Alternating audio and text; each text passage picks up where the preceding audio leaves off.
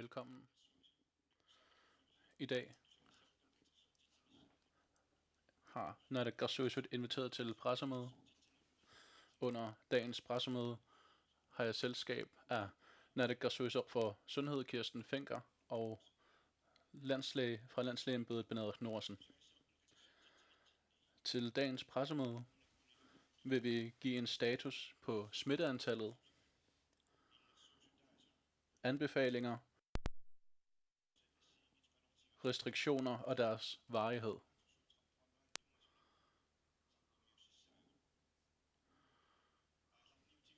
Til at starte med vil jeg gerne sige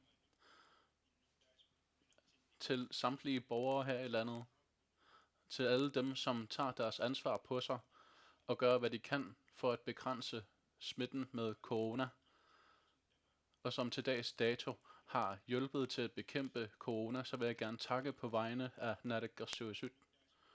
Ved at stå sammen og ved at tage vores individuelle ansvar, så har vi kunnet beskytte os selv mod corona, og det har været vores vigtigste værktøj, og det har vi sagt ad adskillige omgange, og det er stadig gældende i dag. Så lad os alle sammen fortsætte med at løfte i flok, så vi på bedst mulig måde kan beskytte os selv og hinanden,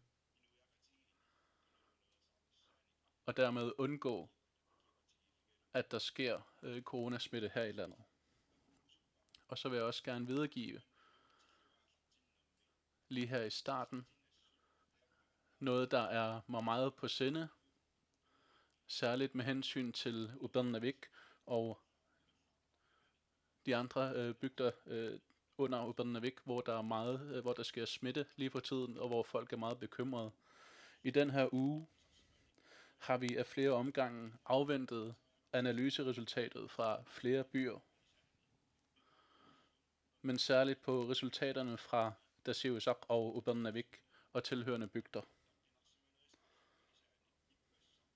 I går kunne vi så konstatere, at deroppe har der været 12 nye tilfælde. Derudover kunne vi i går også konstatere, at der i kommunen Qaqortoq, det vil sige i Aasiaat, der er der fundet 4 nye tilfælde. Vi har aldrig haft flere aktive smittetilfælde, end vi har lige nu. Og i forbindelse med smitteopsporingen har vi kunnet fastslå, at der er tale om flere forskellige smittekæder.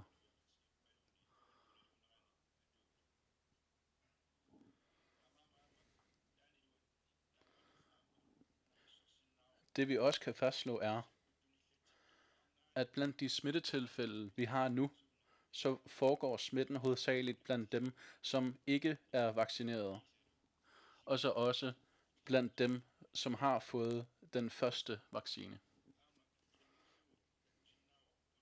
Vi kan så også se, at de borgere, som er blevet færdigvaccineret, altså som har fået begge deres vacciner, de bliver ikke i større grad ramt. Og når de bliver smittet, så er det meget begrænset, hvor meget de smitter videre.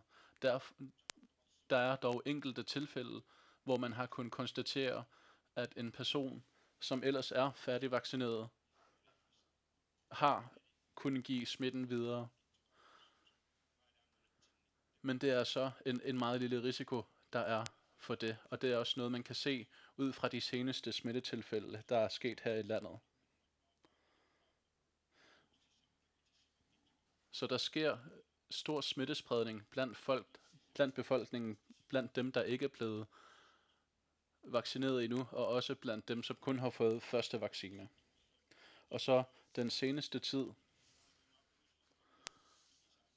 er der særligt i Upernavík og de tilhørende bygder, så har der været, efter den store smittespredning, så har der været tanker om at lukke ned for flere muligheder. Og det har der været flere muligheder omkring, og det er noget, som Epidemikommissionen tager stilling til. Så uanset hvordan det går med det politiske arbejde, så bliver der arbejdet ud fra de love, som er udarbejdet af Inatsisartut, og vi tager altid kun de muligheder, som er tilgængelige via loven. Og via særlig corona-lovgivning, så har man givet mulighed for, at man udenom de politiske arbejder, der er i gang, så kan man ud fra de forskellige sundhedsfaglige eksperter, har de fået mulighed for at lukke ned i forbindelse med, hvis der sker smittespredning i samfundet. Så det ansvar har Inatsisartut givet til Epidemikommissionen, så det er et arbejde, der foregår uden politisk indblanding. Så ud fra det, så er Epidemikommissionen har lavet en vurdering, og de har så vurderet, at det ikke er nødvendigt med lukning. Og hvorfor de har valgt at gøre det sådan, så vil jeg henvise til, at man kan rette henvendelse til Epidemikommissionens leder, det er politimester Bjørn Bay, som for man har valgt ikke at lukke ned, selvom der sker smittespredning i Upernavik og dertilhørende bygder.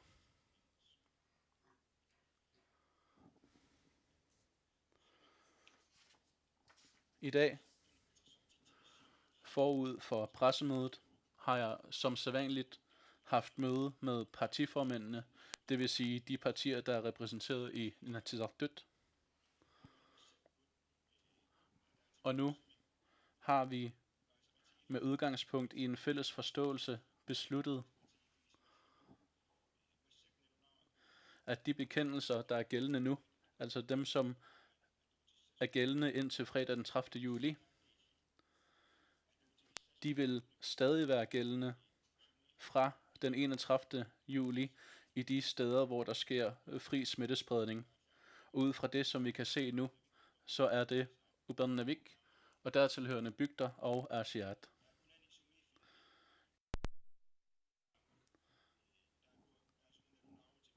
Vil der i medfør af de allerede indførte begrænsninger indføres nye midlertidige restriktioner, ligesom det har været tilfældet under tidligere smittetilfælde. Det har man så også valgt at gøre brug af nu. Det er vores stærkeste politiske redskab, som vi gør brug af nu, og det er, at i Upernavik og dertilhørende bygder og i Upernavik samt i Asiat, hvis man vil rejse fra disse steder, så er der krav om, at man skal være færdigvaccineret mod corona.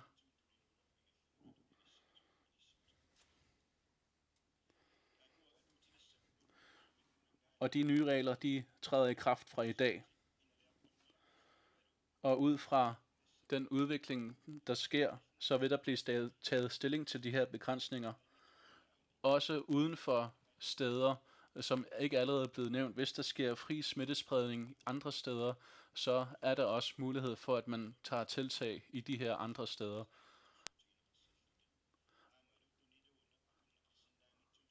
Og hvis der særlige steder, nogle andre steder sker fri smittespredning, så er det også en mulighed at forlænge eventuelle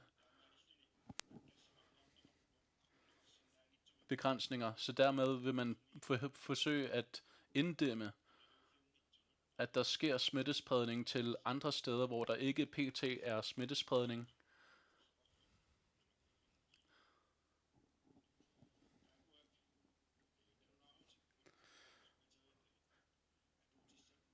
De her skærpelser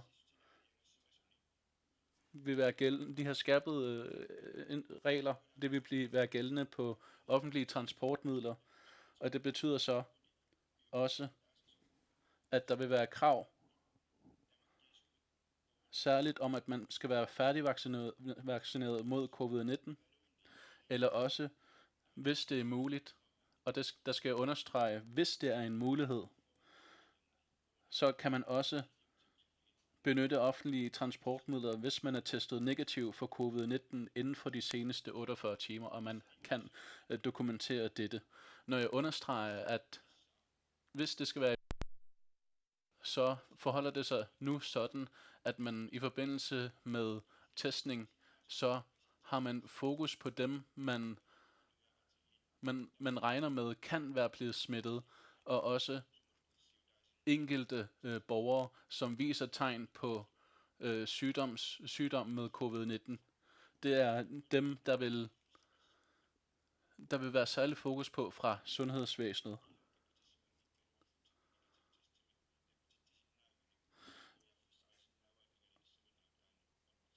Mens der vil være mulighed for, at borgere, som ikke er blevet færdigvaccineret, kan få mulighed for at få foretaget testning, for at kunne stige ombord på offentlige transportmidler. Og de transportmidler, det gælder, det er for eksempel bybusser, og også fartøjer, som som udfører passagertransport enten til vands eller til luft. Og det er dem, der afgår eller tilløber Upernavik og Asiat og dertilhørende bygder.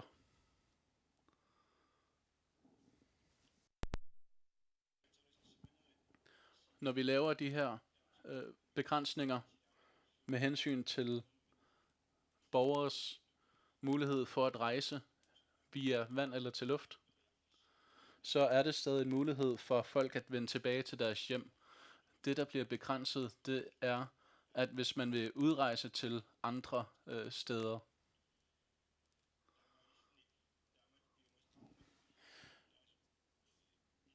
når man så stiller disse krav over for borgerne, ligesom vi har gjort ved denne bekendtgørelse, så er der også undtagelser for folk, der er på nødvendig rejse. Det kan så også for eksempel gælde borgere, der rejser til et sundhedscenter, ligesom landslægeembedet kan undtage fra de her krav. Hvis vi skal minimere smittespredningen fremadrettet, så er den eneste farbare vej frem, at vi hver især tager et ansvar.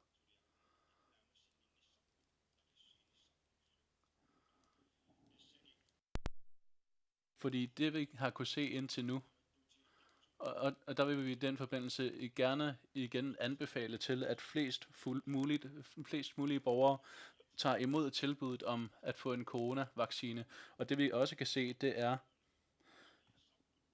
at når vi kæmper mod corona, så er det bedste resultat, vi kan opnå, det er, at den enkelte borger følger de myndighedernes anbefalinger. For nu har vi snart 1,5 år haft med corona at gøre, hvor vi har bekæmpet corona. I forhold til forrige uge, så er vi begyndt i forbindelse med at tilbyde vaccine, så er vi begyndt at tilbyde vaccine til gravide og ammende. Det er nu muligt for dem at blive vaccineret også, og det betyder, at langt de vil blive tilbudt vaccination. Og dermed vil der også fra i dag, så er vi også på vej i en overgang, hvor vi frem til den 31.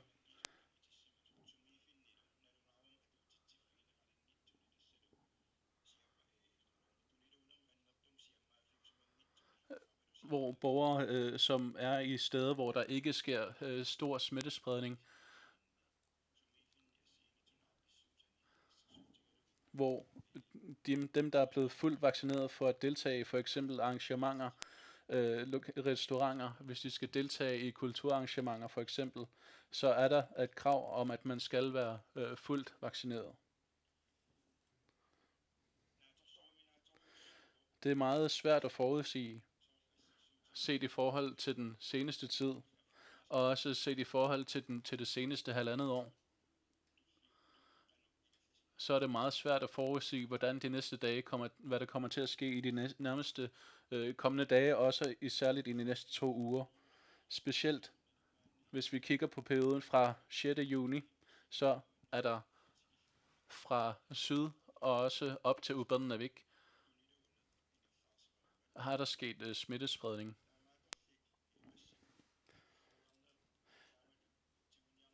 Men de tiltag, der bliver indtrådt nu, de tager højde for, hvordan alting ser ud, og tager også hensyn til flest muligt mennesker i samfundet, og tager også højde for, at man i højst mulig grad mindsker smittespredningen med corona. Og som jeg sagde i starten, så vil jeg igen, før jeg giver ordet videre til Benader, så vil jeg gerne opfordre til at sige tak for, at vi alle sammen tager vores individuelle ansvar til os. Hvis enten vi har fået vores vacciner, eller om vi overholder myndighedernes anbefalinger for at undgå smittespredning, så vil vi gerne takke befolkningen for dette. Og jeg vil så også gerne sige, at der i forskellige steder lige nu bekendtgørelse ophører efter den 31.7., så er det ikke ensbetydende med, at man ikke længere skal overholde myndighedernes anbefalinger. Man skal stadig overholde dem.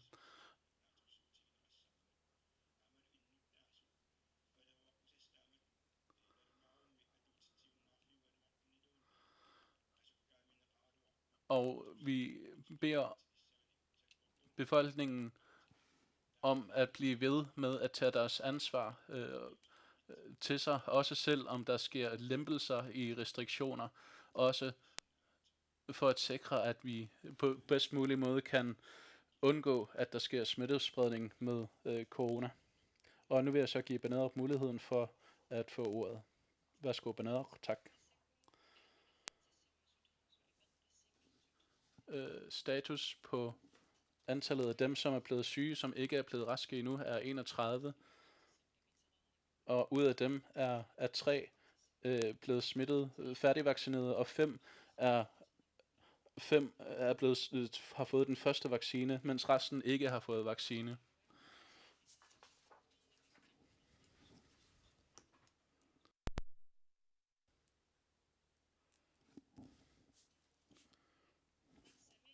I Narsaq og i Narsarsuaq i Sisimiut er de smittede, som der er alle smittede blevet raske, i hvert fald dem, som vi kender til. Men vi skal huske på, at hvis man har været nær kontakt, så kan man blive syg efter 14 dage. Derfor skal vi stadig passe på. I Upernavik og Dasiusaq sker der stor smittespredning, og man er ikke sikker på, hvor smitten stammer fra, men vi ved, at det er på baggrund af en social forsamling i et enkelt hushold i Dasiusaq, at der er sket smittespredning.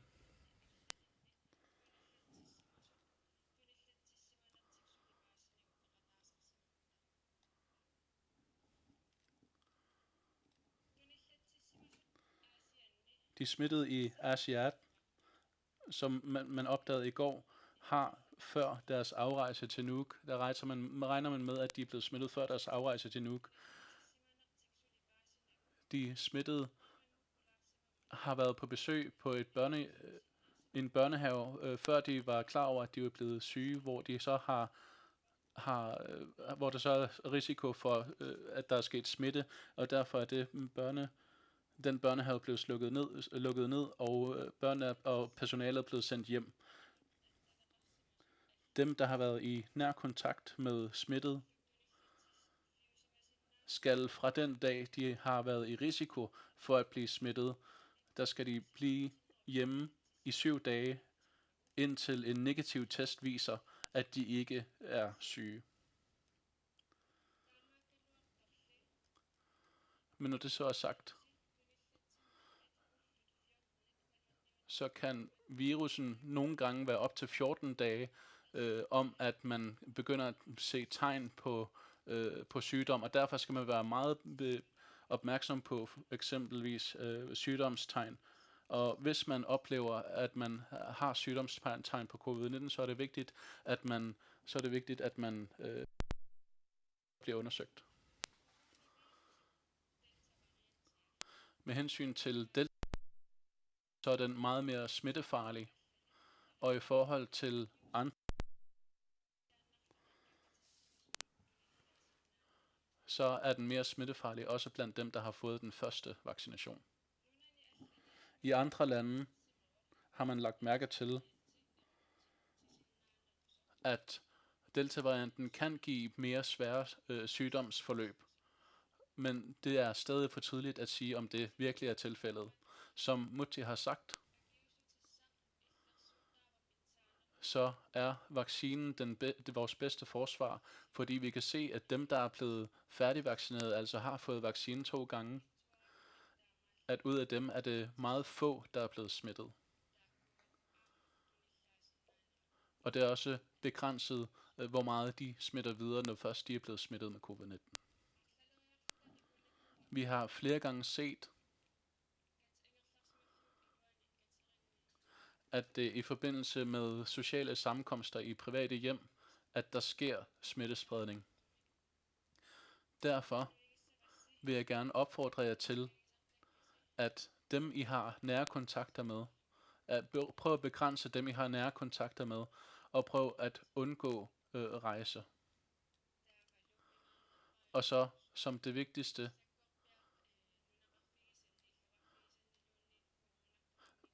selvom der ikke er smittespredning med corona i din by eller bygd, så hvis du føler, at du har symptomer på covid-19, så er det meget vigtigt, at du tager kontakt til dit sygehus og bliver testet. Tak. Tak til Banadop. Og så vil jeg give ordet til Naalakkersuisut for Sundhed. Kirsten, værsgo. Tak til Mutti. Som vi kan høre, så står vi som samfund over for enorme udfordringer. Men heldigvis så er det også udfordringer, som vi kan gøre noget ved. Vi ved, at når vi er færdigvaccineret, så kan vi bremse smittespredningen betydeligt, og dermed beskytte vores nærmeste. Og samtidig beskytter vi også os selv mod et alvorligt sygdomsforløb.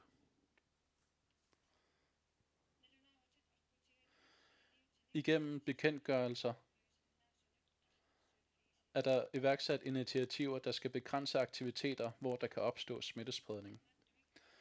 Derfor har vi besluttet at forlænge de nuværende bekendtgørelser i Ubbernavik, dertilhørende bygder og Aasiaat frem til og med tirsdag den 10. august.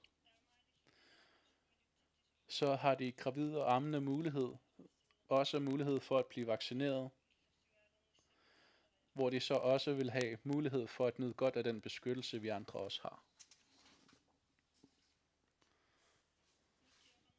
Som Mutti nævnte, er der en fælles politisk enighed om de her nye regler om midlertidige restriktioner for brug af offentlige transportmidler i Ubbernavik-området, der træder i kraft fra i dag.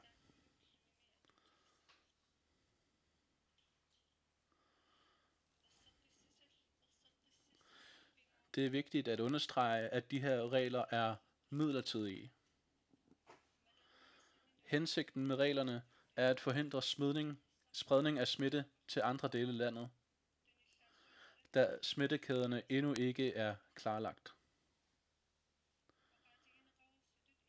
Som nævnt er det borgere, der ikke er vaccineret, der har størst risiko for at blive smittet og smitte andre.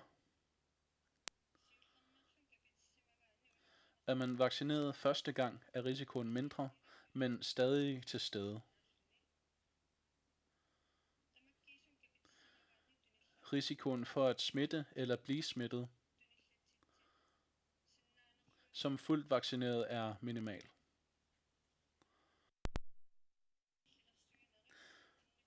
Det er derfor vigtigt, at restriktionerne omfatter den del af befolkningen, der ikke er vaccineret, og som endnu ikke har modtaget anden vaccination. For at bekæmpe smittespredningen er det derfor væsentligt, at flest muligt er vaccineret.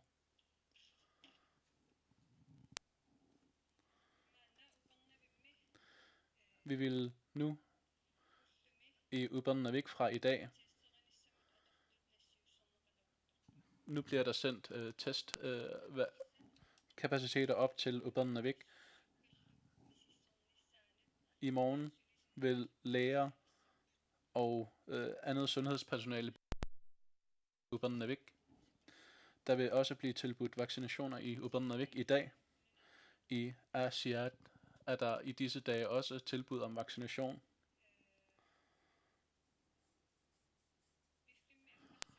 I den kommende tid vil man i Raudok Sesimut Asiat komme op og vaccinere, og man vil på corona.gl kunne se, hvornår der bliver tilbudt vaccination. I Nuuk vil der fra i morgen blive tilbudt vaccination fra kl. 10 til kl. 17.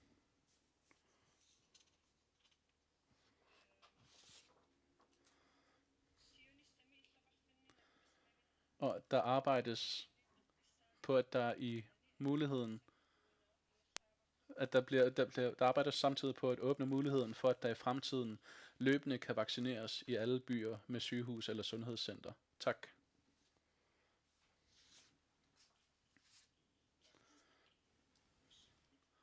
Ja, det var det, som vi fra politisk side og fra sundhedsfaglige vurderinger kan komme ud med hensyn til status og de forskellige tiltag, der bliver taget i brug.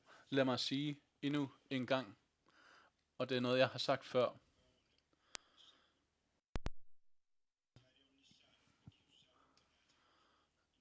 Har vi alle sammen lige nu hver især et ansvar for at bekæmpe corona og at undgå, at der sker smittespredning. Og det er vigtigere nu end nogensinde. Allerede fra da corona for første gang kom til landet, så har man fra politisk side og fra sundhedspersonalmæssig side, har man kunnet konstatere, at corona vil nå Grønland. Ud fra den udvikling, der er med coronasmitten i Grønland lige nu, og også med udspredningen af Delta-varianten, som er kommet, så har vi oplevet store udfordringer. Og som jeg tidligere har sagt, så er det fra landet i syd og op til Upernavik, at der er sket smittespredning. Og at man har fundet tilfælde med smitte. Så når vi har så store udfordringer på så udstrakt en kyst, så er det vigtigt igen at understrege, at vi alle sammen skal følge myndighedernes anbefalinger. Og det er kun ved at følge de her anbefalinger, at vi kan få det bedste resultat med at undgå smittespredning i samfundet. Man opnår altid de bedste resultater i samfundet ved at arbejde sammen, så lad os alle sammen gøre det ude på kysten. Og også når der sker lempelser herude i de forskellige steder, så lad os alle sammen, unge, som børn, som borgere, alle sammen tage et ansvar for at sikre, at der ikke sker smittespredning i vores byer og vores bygder, ved at følge myndighedernes anbefalinger, ved at undgå at komme for tæt på hinanden, ved at undgå håndtryk, så vil vi på bedst mulig måde gøre et stort arbejde for at undgå, at der sker smittespredning med corona. Det var det, vi havde at sige fra vores side. Nu vil jeg gerne give journalisterne mulighed for at stille spørgsmål. Det er Nina Vivi først. Værsgo, Nina Vivi. Jeg vil gerne vide, jeg kan forstå, at i Upernavik, så bliver der sendt læger og andre sundhedspersonale ud i morgen. I lørdags så blev der testet i Dasiusaq og Uummannaq. Undskyld, det var i Upernavik. Og man har ikke undersøgt andre gange siden da. Hvordan står det til med det? Bananer. I lørdags blev der foretaget test i Dasiusaq, og man tog de test, man kunne foretage sig. Og så i Upernavik har der i de forskellige dage, har man undersøgt i adskillige dage.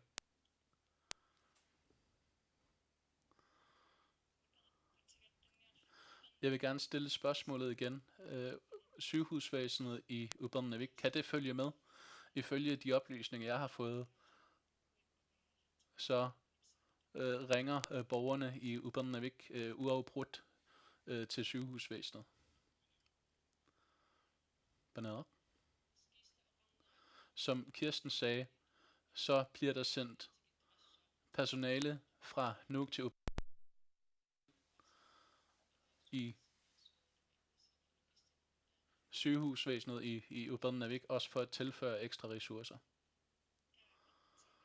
Så vil jeg gerne spørge,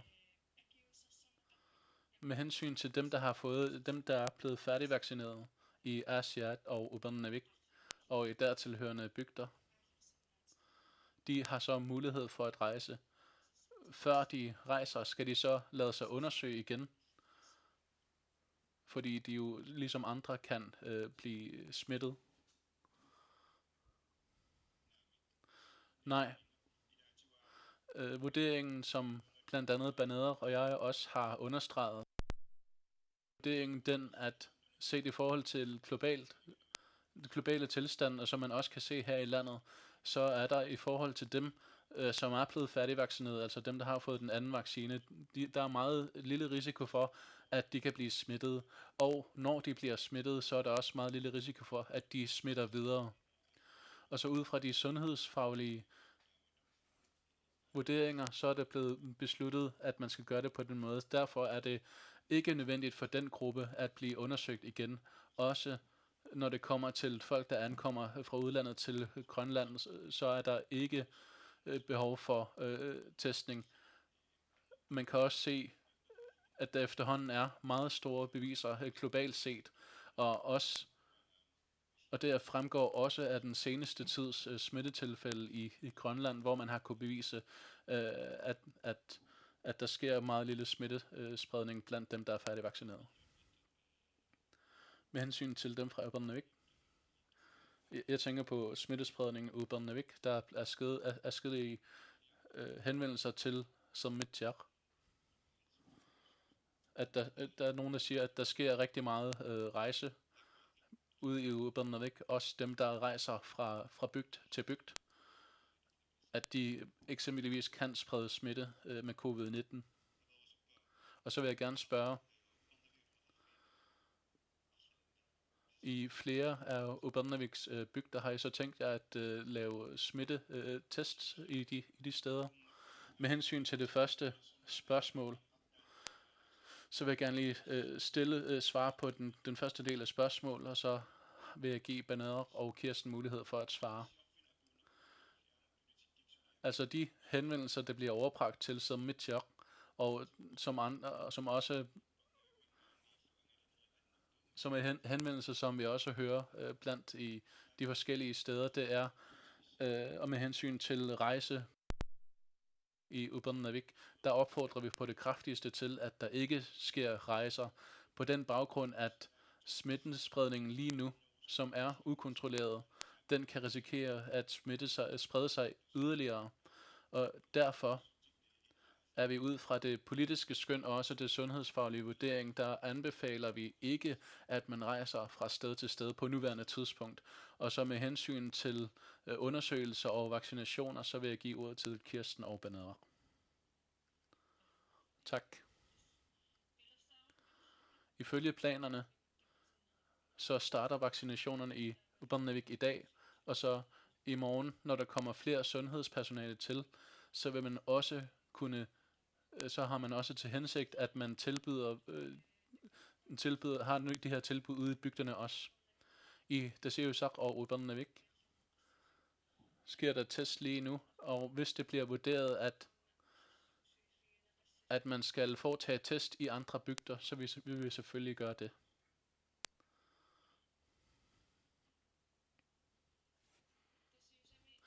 Der siger jo så,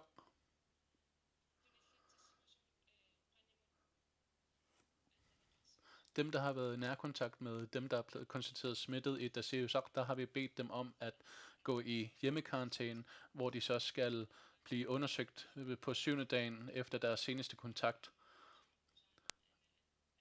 Og under deres hjemmekarantæne, så er de også blevet påbudt, at de ikke skal rejse.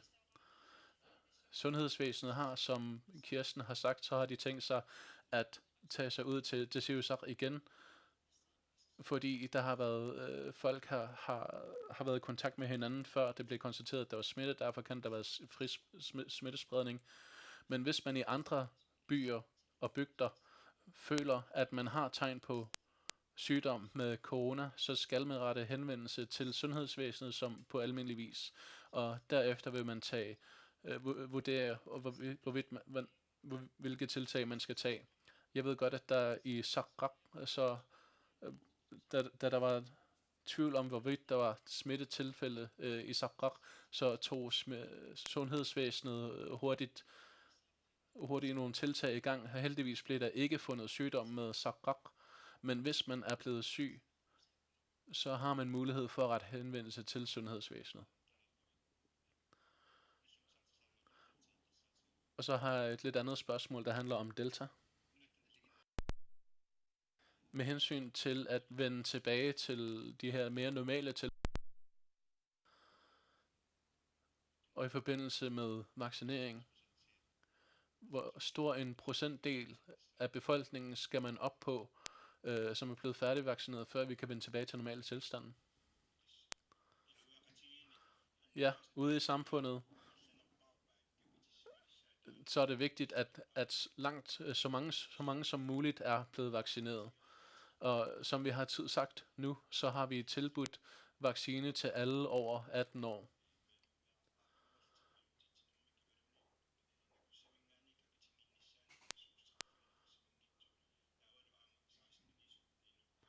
Og nu bliver ammende og gravide også få mulighed for det, og vi har tilbyder også vaccine fra 16 til 17-årige.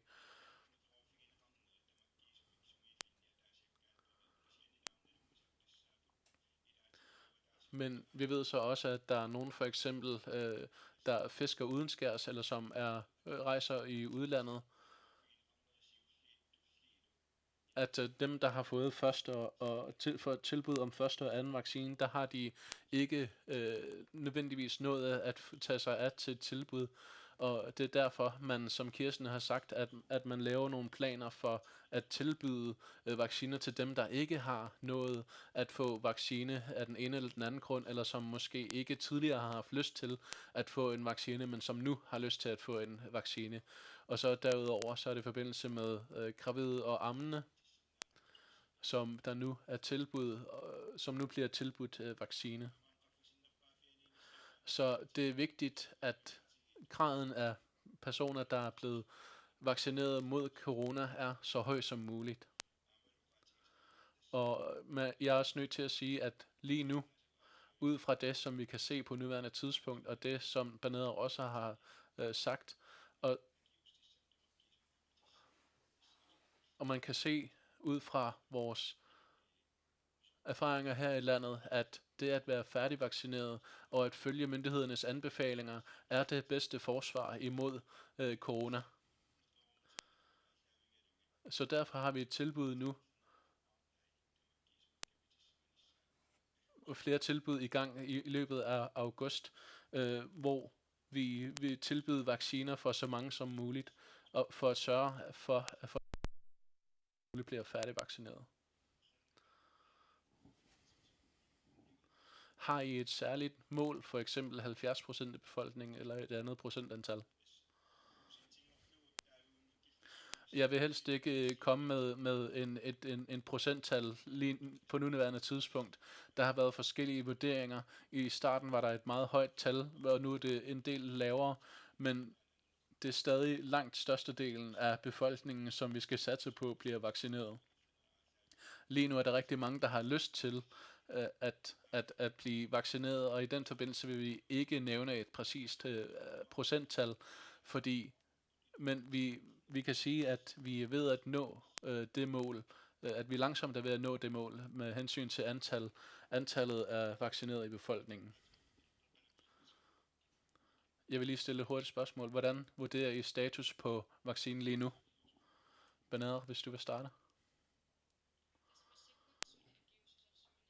Lige nu sker der stadig vaccinationsforløb.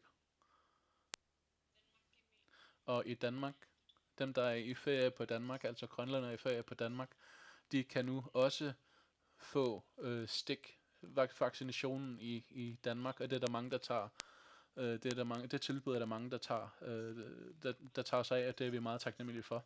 Og også med hensyn til dem, der får den anden vaccine, der er der rigtig mange, der får den anden vaccine, og der er også rigtig mange, der lige nu får deres første vaccine.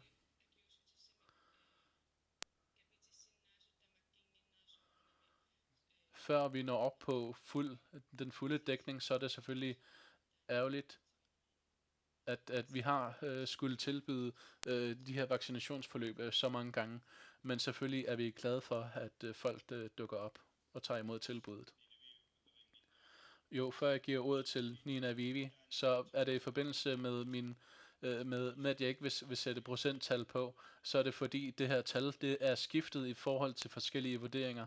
Så det er også et spørgsmål, det ene en gang, og så noget andet en anden gang.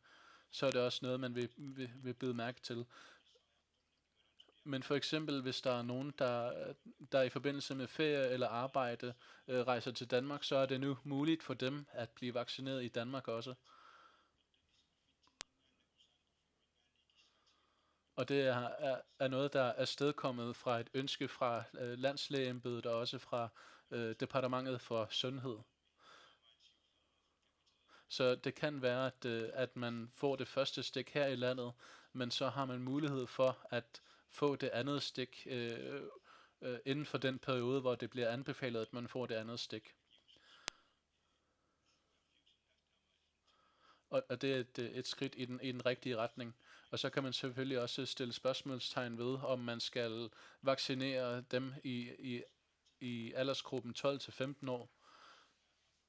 Moderna er den mest udbredte vaccine i Grønland, og det er blevet udmeldt, at det er en mulighed for at vaccinere. Så vi har lige nu foran os et arbejde med hensyn til, hvis den her aldersgruppe skal blive vaccineret, så skal de have deres forældres accept.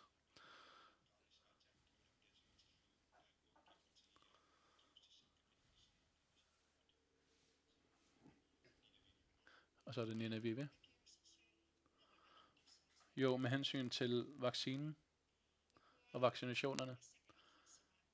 Dem, der er hjemme lige nu i de forskellige steder. Altså mens de skal være hjemme. Nogle af dem, de skal jo have deres vaccine i den periode, hvor de skal være hjemme. Og så er det svært at vide, hvornår de igen vil få mulighed for at få vaccinen. Hvad har man tænkt sig at gøre over for dem? Bernard?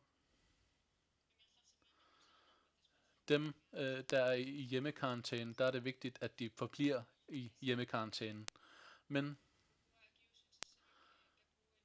de her vaccinationstilbud, de kører løbende. Og hvis man i de her mere afsidesliggende steder, eller for eksempel i Ubanavik, der har man allerede de her vacciner, og dermed kan man for eksempel samle nok mennesker, for eksempel 9-10 mennesker, og så kan de blive vaccineret.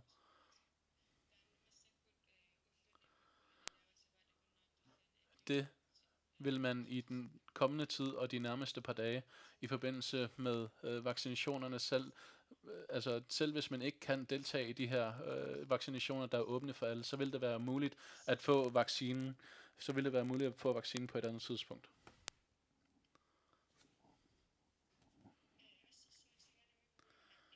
For eksempel i Dogordomet. Altså det er dem, der bor særligt afsidesliggende, som skal rejse via Island først. Når de så rejser til Island, så skal de først være i kamp, og så skal de testes, og så bliver testen først sendt til Nuuk. En af dem, jeg har snakket med, har nu i alt 17 dage været hjemmegående, og, og skal så have det andet vaccinestik her på mandag. Hvad kan man gøre for at dem at man, i Sydgrønland og i Vestgrønland, altså der skal man bare være hjemme i 5 dage, men i Dormit på østkysten, der er de nødt til at være hjemme i meget længere tid, fordi det tager lang tid med test at nå frem og tilbage. Har man tænkt sig at lave en løsning på det?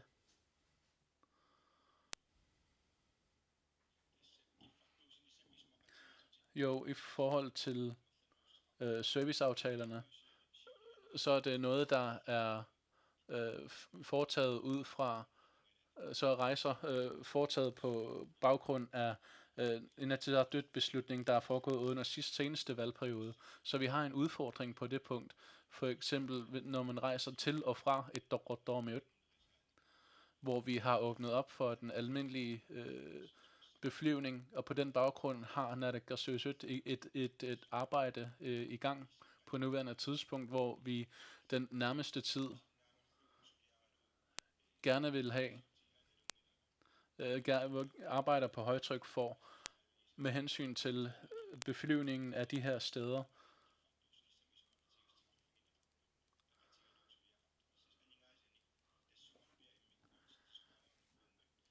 Fordi der allerede er sat midler af til at for eksempel at beflyve de her steder, hvor man for eksempel skal rejse til Kulusuk først, eller rejse via Island, at man kan ordne det på en mere ordnet måde.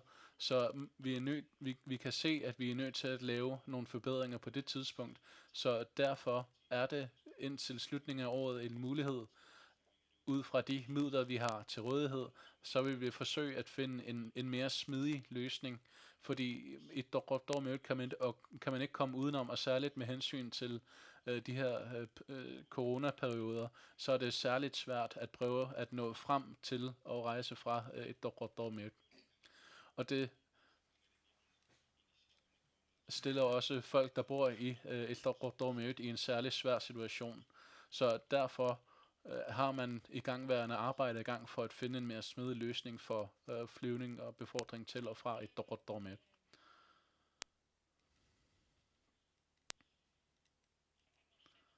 Jeg har så mange spørgsmål.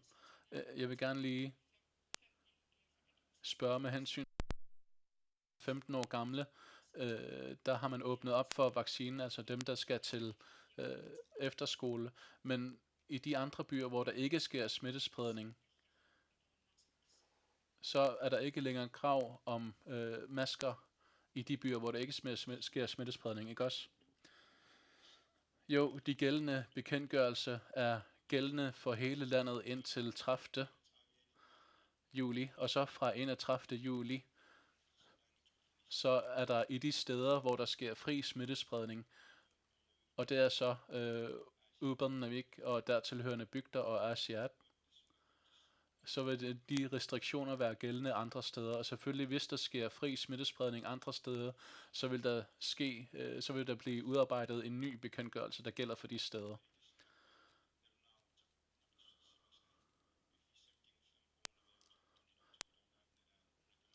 Så de landsdækkende restriktioner, der galt, der opstod på grund af den seneste tids smittespredning, de vil blive ophævet inden for kort tid.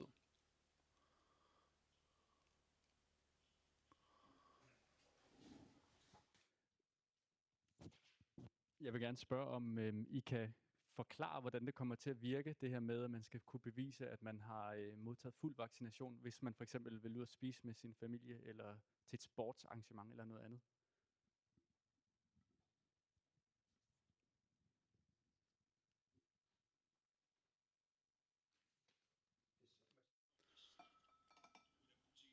Lige nu arbejder man på højtryk på netop det, og der er rigtig mange, der arbejder på lige netop det. Det er det, der bliver kaldt coronapas, som er gældende i Danmark, og som også gælder i forhold til rejse inden for Europa. der er der allerede mulighed for, at man kan ansøge om et coronapas. Og med hensyn til det, så arbejder vi lige nu på at få sat flere medarbejdere på det her tiltag.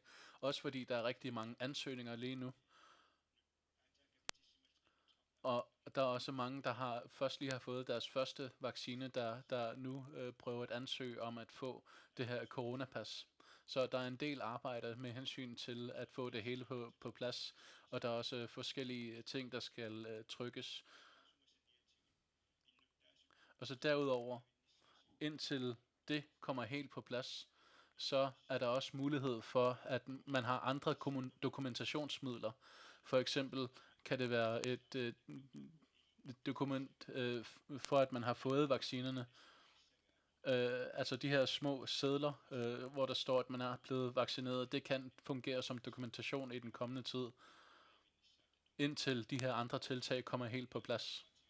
Så kort sagt, de her dokumentationer, som vi har for, at vi har fået første eller anden vaccine, så er det vigtigt, at man beholder dem, men vi er i gang og arbejder på at komme over på andre muligheder. For eksempel, at man kan få et dokumentation på sin mobil eller i papirform. Og der er ikke sat en slutdato på det her krav. Hvordan kan det være, at I har valgt ikke at sætte en dato på, hvor det slutter? Det her med, at man skal kunne bevise, at man er fuldt vaccineret. Som det ser ud nu, så er der ikke sat en dato på, hvornår at man ikke længere skal kunne bevise det for at benytte.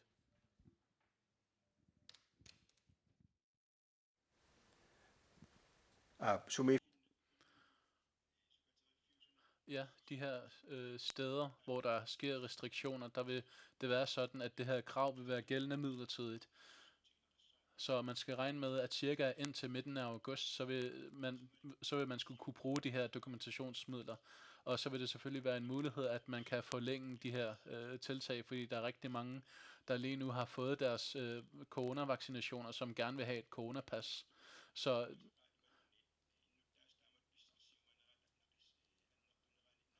Så mens der er det her meget store efterspørgsel, så prøver vi at arbejde på, at det her kommer på plads, men man skal regne med, at det her bliver et krav indtil midten af august, og det kan være, at det bliver forlænget, hvis det for eksempel hvis der for eksempel er meget pres på, eller hvis det går langsomt fremad. Men vi er i en overgangsperiode lige nu, hvor vi ud fra de sundhedsfaglige vurderinger kan se, at der er meget lille risiko for, at dem, der er blevet færdigvaccineret, har meget lille risiko for at blive smittet og smitte videre, og det er både her i landet og er overvejelserne i i forhold andre til at begynde at vaccinere ned til 12 år.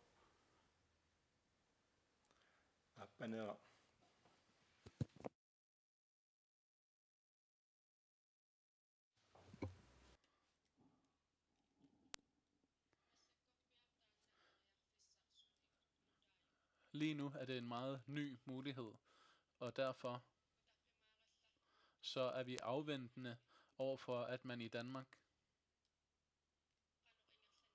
for at se, hvordan vi følger udviklingen i Danmark, og som Mutti sagde, så kan børn sammen med deres forældre skulle få deres vaccine, og det er med forældrenes accept, at børn skal få deres vaccinationer, og det arbejder vi stadig på lige nu. Så vi kan ikke sige præcis, hvornår det bliver en mulighed her i landet.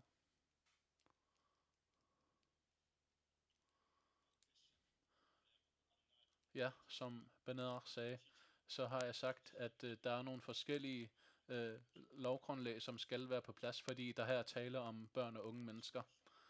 Så hvis vi tager skridtet dertil, så er det de her lovgrundlag, som skal ligge på plads, før vi kan komme videre i det arbejde. Og det bliver der arbejdet på lige nu. Så med hensyn til vaccinationerne for dem, der er 12 år og op efter, så er der med hensyn til at tilbyde dem vaccinationer, så er vi lidt afventende, også for at se, hvordan den bedst mulige måde at gøre det på er. Og det er først, når vi får den viden, at vi tager skridtet videre.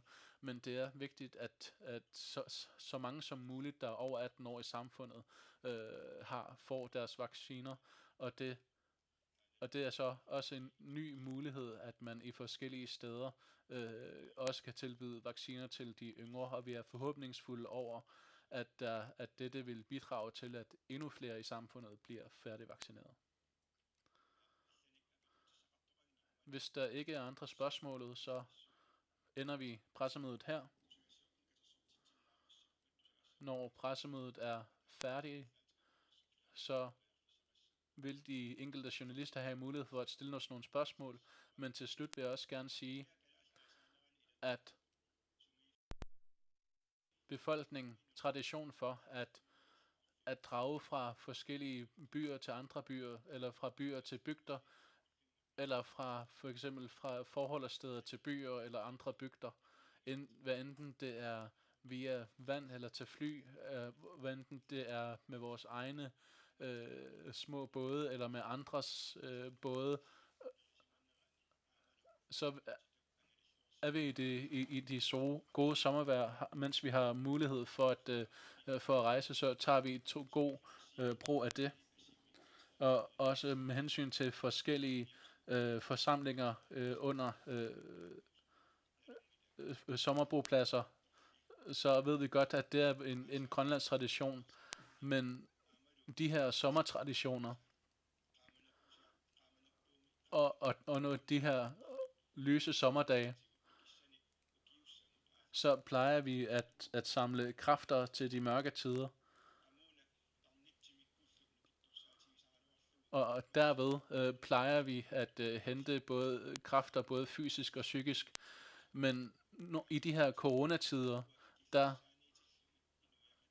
anbefaler vi på det kraftigste, at man gør de her tiltag så begrænset som muligt, også for at undgå, at der sker smittespredning med corona.